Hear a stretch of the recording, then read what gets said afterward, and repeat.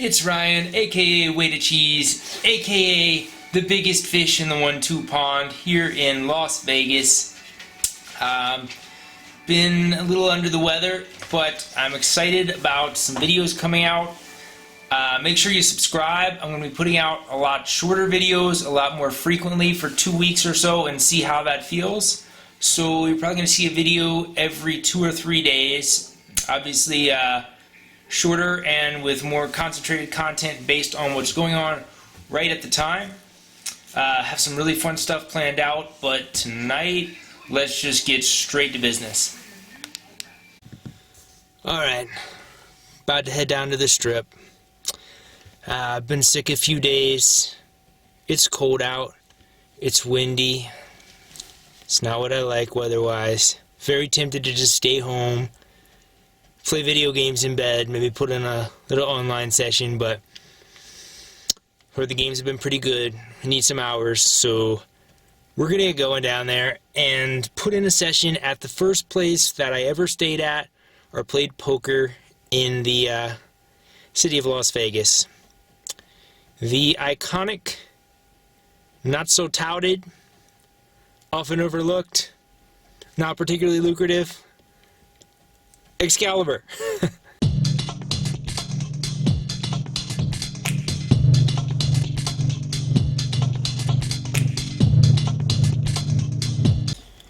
So what is there to say about Excalibur Poker Room now that we're here? Well, it's one of the lower profile rooms. It's been around a long time. Not the greatest game in town. Only a couple tables going of 1-2 and a couple tables of 2-6 spread limit. But I have a certain fondness for it because it was the first room that I played in here in Vegas. And I kept going back to it for some reason. Got pretty familiar with the staff and just really comfortable there. So I still like to drop in sometimes. It can be tough to make a buck because the regs are pretty tight and they tend to play pretty short stacks. And then it is one of the lower cost hotels to stay in on the strip. So the recreational players just casually playing in the game also tend to buy in pretty short. Just a socio-economic fact of the Excalibur Poker Room. So every once in a while you get a crazy game going there with a big fish. A lot of fun, a lot of drinking. But generally speaking, it's a slow, grindy game with pretty capped profit potential. So let's go see if we can squeak a profit out of there.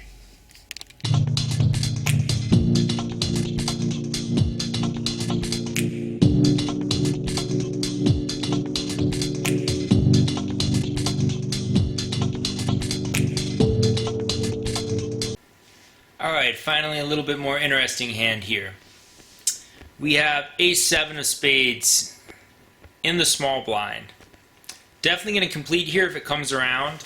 I don't mind calling like this $8 raise here from the button, from the cutoff. And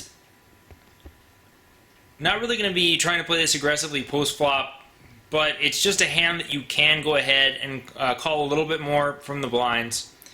Flop is 5-3-9, one spade. Does us no good, so we check. It checks around. The turn pairs the 9. Of course, I check again. The table checks around also. Now, the river is the 5. And no one's shown any inclination to bet at this. The board's paired twice. A lot of times I have the best hand here. And I can just check. I don't really want to check call because it's just not a good thing to do from out of position. It would probably be a check fold. But I can definitely just check, have showdown value, take it with the ace. The problem with that is I'm likely chopping it with at least one other player. And there's a chance I'm chopping it with 2 other players.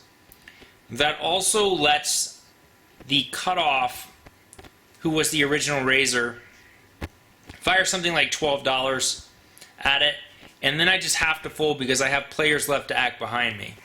So I opt to lead out really weak here. And it accomplishes 2 things. It narrows the field down if there is another ace out there. our two aces, and we can avoid a chop a lot of the times. And the reason for that is reason number two. Since we completed from the blind, we're actually the most likely of all the hands still in this to have a piece of this garbage double paired board. Have a hand like 7-5, 4-5. It's definitely something we can have in the blind here. So I do lead out. I lead out $8. It folds around to the original razor in the cutoff there, and he does call. He shows a ace-4, and so we do chop it up. That is the situation I was trying to avoid. I just wanted to take it down right there with the lead, but not a bad call for him to make in that spot. A lot of times he's going to be good or chopping with ace-high. You never know. I might have gotten another ace out of this, though. Actually, it made us a couple bucks at least.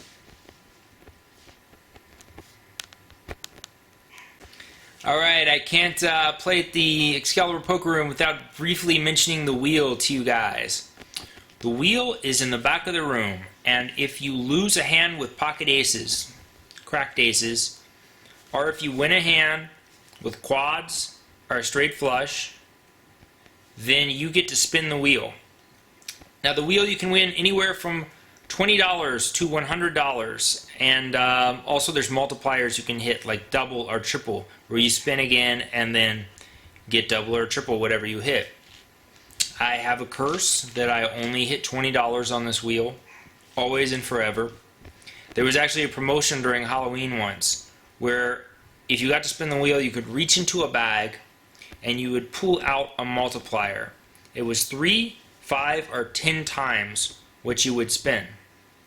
So hypothetically, if you hit the 10 times and then you hit the 3 times multiplier on the wheel and rolled the 100, then the max you could make off this wheel spin was $3,000.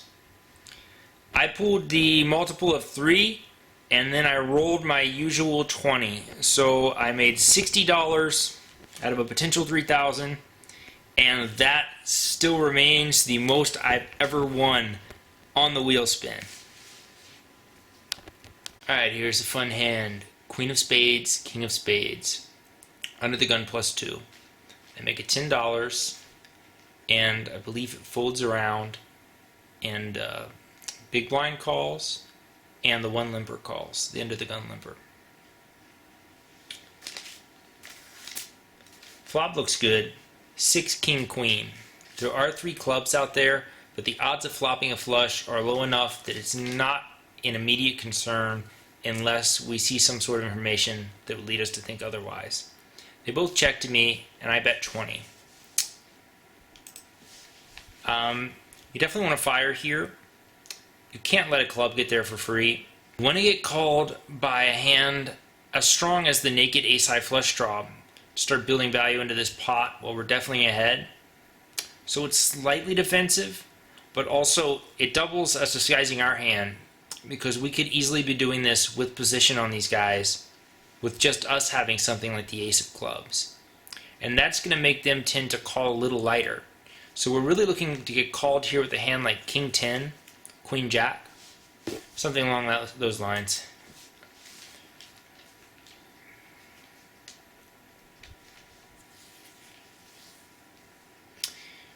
The big blind calls, other guy folds. The turn is a super harmless looking 7 of diamonds. And now this is where it's important to know where you are in a hand. Because giving advice to a typical player in a 1-2 game, I would tell him to bet 40 or 50 here. You're going to charge the draw, and you can build the pot up, because on a lot of rivers, let's say a club comes, he doesn't have a club, he's shutting down. You're not going to get more value in this, and you're certainly not going to know that you can value bet. You're going to check behind. And if a club doesn't come in, and he was on the club draw, he's check folding.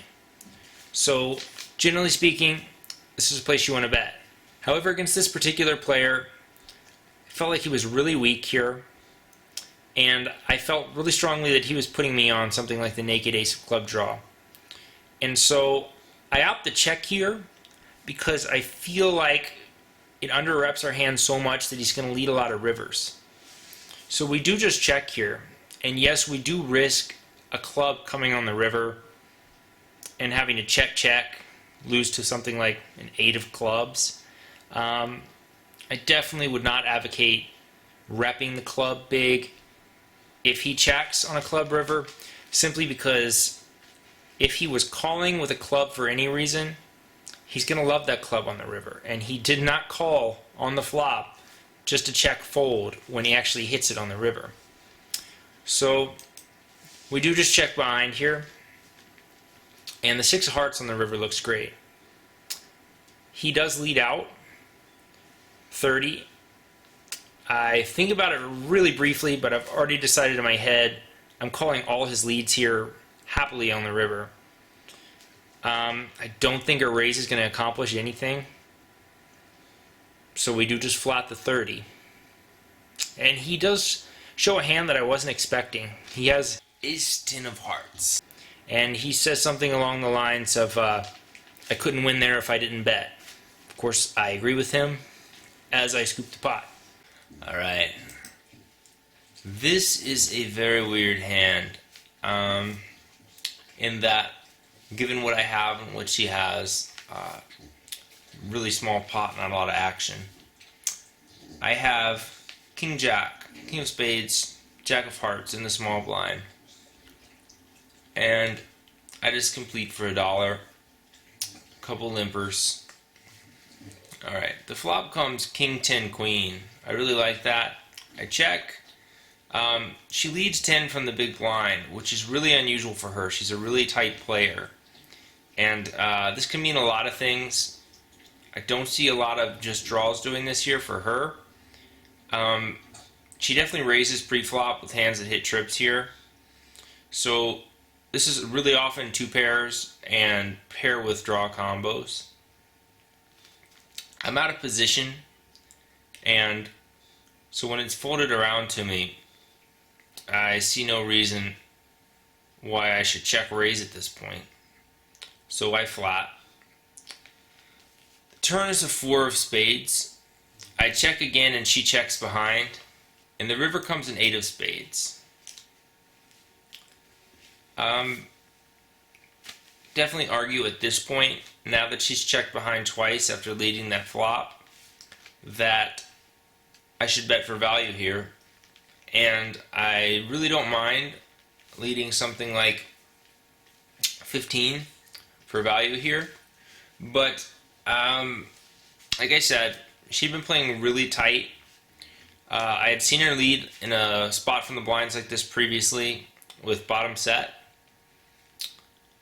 I don't think she has a set here, but I do feel like her draw combos that missed are not going to pay me off on the river.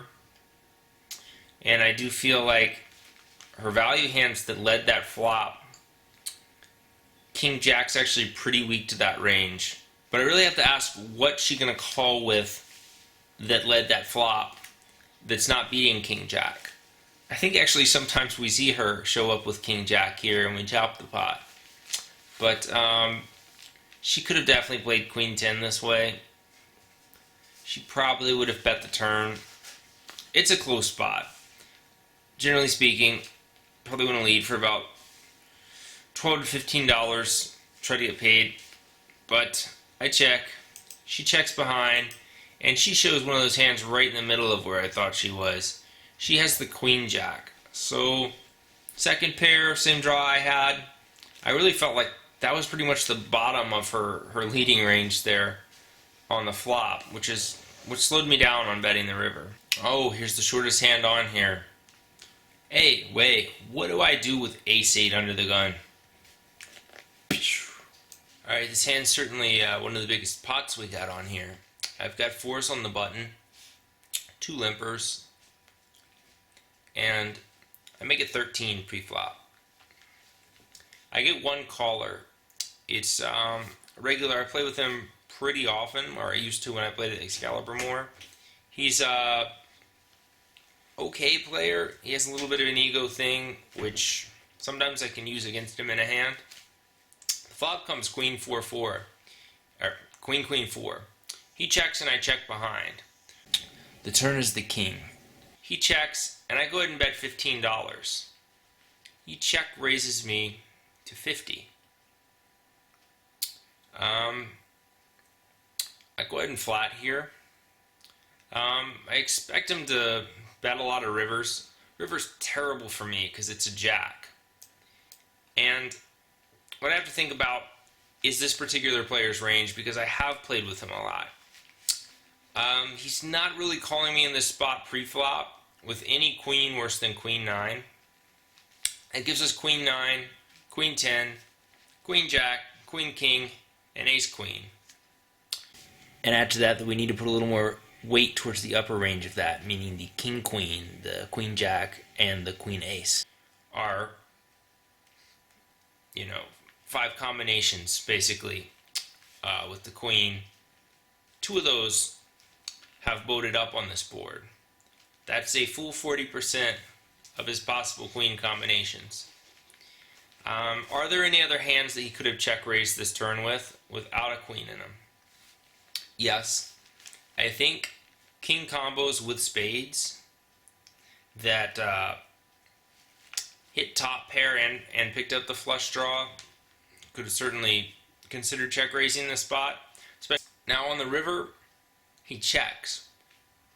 So our immediate inclination should be that he doesn't have a better boat, because I think he would usually try to get some kind of value in here. But you do see some things at the 1-2 tables where people will go for like a monstrous check raise or something. This particular player knows that I play pretty solid, and that if he goes for a check raise on this river, he knows that I'm capable of having any full house here, how the hand played. Anywhere from kings full, even quad queens, it's all possible for me. So that kind of protects me from a check raise unless I am beat. So it gives me immunity here to bet for value on this river with complete plan of bet folding if I'm raised, because he's just not raising with a worse full house here. It's a crime to just check behind in this spot. Got to get value for when he has just the queen. Also got to get value for if he has a hand like ace king, 2 spades, something like that. I think the bet size here should be around half pot, but I decide to slim it down for 2 reasons. One is to keep the king in there in his calling range, and the other reason is I'm so certain that I'm bet folding that it does save me money on the rare occasion that he goes for a check raise. So I opt to bet just 30, and he flats pretty fast. I would say that he thought he had the best hand at that point, and he rolls over queen 10. So that is one of the few combinations with the queen that didn't fill up there. Could have gotten half pot, but I feel okay about the bet size. So we made a little profit. Was there ever any doubt? Even at the Excalibur, I'm just a knit slaying specialist. Ended up plus 230, only played about 2.5 hours, which is super short session, but I am getting over getting sick, and I didn't feel just totally up to my game yet, so all I was thinking about was just getting some extra sleep, and maybe getting down to Chinatown and getting some like really good steak pho or something, and just get back on this tomorrow. Thanks again for watching. I know this was really a stripped down video, but I got some really cool stuff coming out, a lot more content to work with. Subscribe, like the videos, share the videos with your friends, leave a comment below. I really like hearing back from you guys, getting feedback on the videos so I can tweak things around. In fact, what I want to do here is, for the next video, not the one coming up next, but the one after that, I am going to play wherever you guys want, and I'll do a brief review of the room for you in the video. So vote below in the comments any poker room in the greater Las Vegas area, Henderson, Red Rock, whatever room gets the most votes in the comments down there, I'll play that in 2 videos from now and do a little review of the room for you guys. So comment and cast your vote.